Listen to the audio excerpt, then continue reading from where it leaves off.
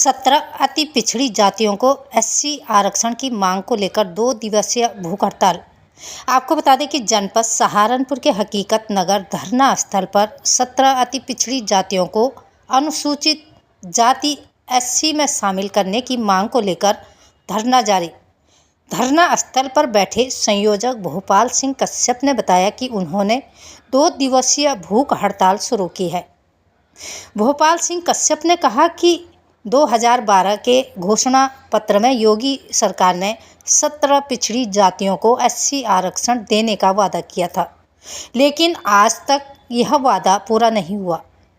उनके अनुसार भाजपा में संजय निषाद के भाजपा में शामिल होने के बाद कश्यप समाज और अन्य 17 जातियों को आश्वासन दिया गया था कि भाजपा की सरकार बनने पर इन्हें एससी श्रेणी में शामिल किया जाएगा।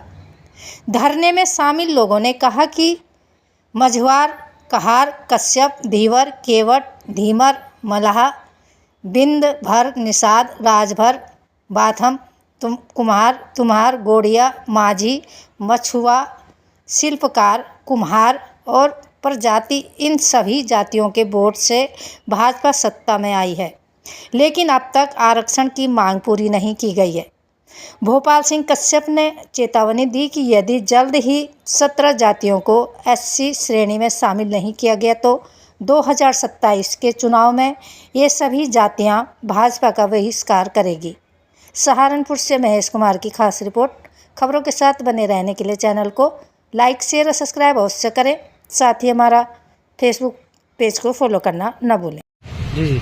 और मैं आपके चैनल के माध्यम से बताना चाहता हूं कि हमारे पूर्वांचल में डॉक्टर संजय निषाद जी, जिन्होंने एक पीड़ा उठाई थी कि हम इस समाज को एससी आरक्षण देकर ही गद्दी ग्रहण करेंगे, लेकिन पिछले कई वर्षों से गद्दी भी ग्रहण किए हुए हैं। और जब तक वो भाजपा में नहीं आए थे तब तक वो मोदी जी को, योगी जी को गुंडा कहते थे। आज उनकी बगल में बैठने से ऐसा क्या मिल गया कि उनको अपना समाज ही भूल बैठे हैं। तभी तो अब उन्होंने एक रैली निकाली थी पूरे प्रदेश में, उनके ऊपर लोगों ने कहीं स्याही डाली, कहीं जूते बरसाए।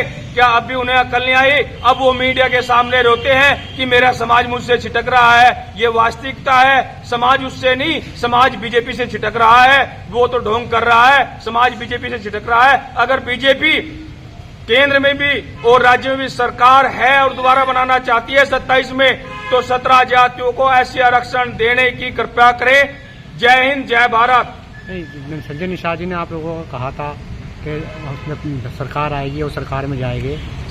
संजय निषाद जी ने पूरे समाज के सामने ये वादा किया था कि अगर मैं किसी सरकार को समर्थन दूंगा तो मैं सबसे पहले एससी आरक्षण लेकर के तब किसी गद्दी पर बैठूंगा।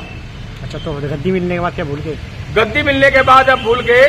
जब उन्होंने अब जगह जगह रैली निकाली हर जिले पर, तो उनको विरोध का सामना देखना पड़ा और विरोध में कहीं उनके ऊपर स्याही फेंकी गई, कहीं उनके ऊपर जूते चप्पल बरसाए गए। लेकिन अब बेचारे वो कभी आज तक को बुलाते हैं, कभी 24 न्यूज को बुलाते हैं, कभी किसी को बुलाते हैं, बुला करके उनके सामने रोते हैं कि मेरा समाज मुझसे छिटक रहा है। बहुत बुरी तरह रोते हैं बेचारे।